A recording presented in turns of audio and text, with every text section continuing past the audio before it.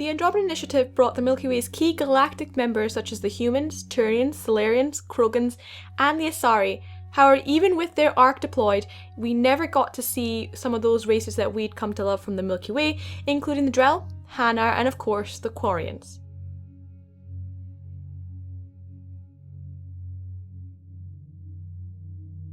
Hi, this is Rima from MEOdyssey, and today I'm going to briefly look at the missing Ark and look at some possible theories to maybe what happened to it. And it goes for saying there are some spoilers regarding this minor story plot point. So most of you will know about the Andromeda Initiative and their mission, but let's briefly go over what the basics are of the plan regarding deploying to Andromeda before we cover the theories. Created by billionaire Jen Garson, the Andromeda Initiative was a scientific and explorative mission that would involve sending volunteers and pioneers to the Andromeda Galaxy. The first wave would consist of sending the Nexus and 4 Arks, the Hyperion, Luciana, Natanus, and Perchero, for the humans, Asari, Turians, and Solarians respectively, with the other Ark, the Kila Saye, for the Quarians, Drell, Hanar, Elcor, and Volus, following after due to further work being conducted on the Ark to accommodate so many different species. The first wave was deployed in 2185, taking the 600-year trip to Andromeda. One of the main objectives of the Andromeda Initiative is to settle, quote, golden worlds in the Helios cluster of Andromeda, with 7 golden worlds being identified. Data was gathered in the Milky Way, first using Asari astronomical surveys and creating simulations around them.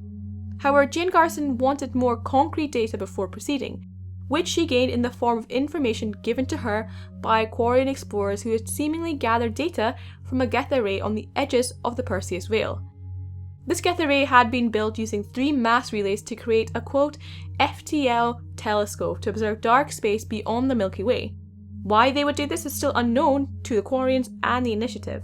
It isn't until the end of the game that we actually hear a distress call from the Quarian Ark stating, "Repeating, this is the Ark Kila. The situation is not under control.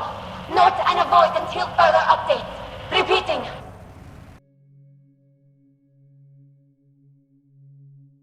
So as I said, this section is going to be short, mainly because we generally don't have a huge amount to go on regarding the Quarian Ark, but let's get the easy one out of the way. Much like the other Arks, they either encounter the Scourge or the Ket when they enter the Helios cluster, leading to the distress call. There really isn't a huge amount of evidence to go on for this theory, but there is a particular line from Director Tan when you're speaking to him on the Nexus.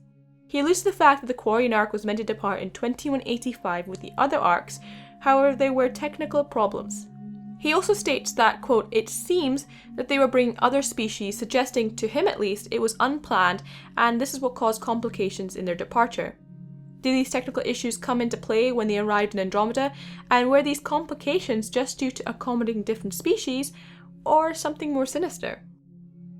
Probably following on the last point, this little theory suggests it's actually the Geth that caused this Ark not to rendezvous with the Nexus. So what evidence do we have for this?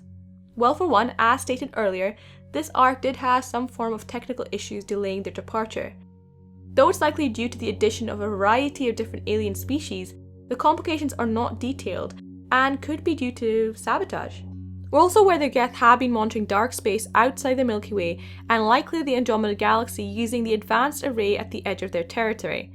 Though their motives are unknown, I have a few thoughts.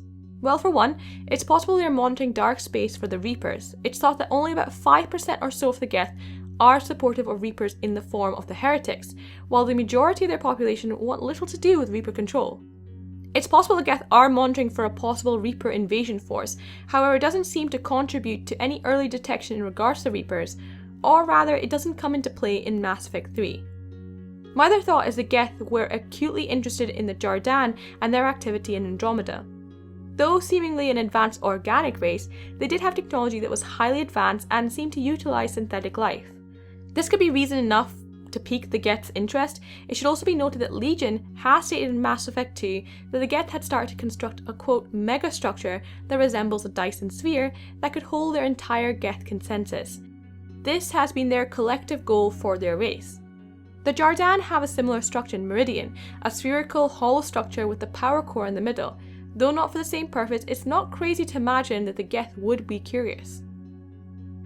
The last piece of evidence is what the Quarian distress call states.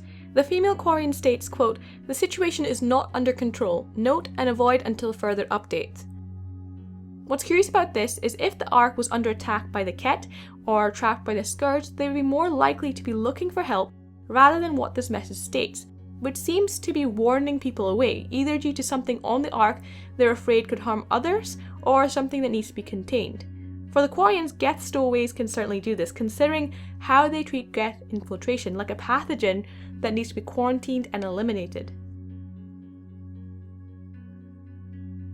So that's some little theories regarding the Quarian Ark, and personally, I'm sure like others, I'm hoping this will be one of the potential stories explored in the DLC for Mass Effect Andromeda. But I'm curious to know what you guys think. Got any theories about what happened to the Quarian Ark? Let me know in the comments below. If you like this video, please like and subscribe, and please share this video to help the channel grow. Thank you so much for watching, and I look forward to seeing you next time.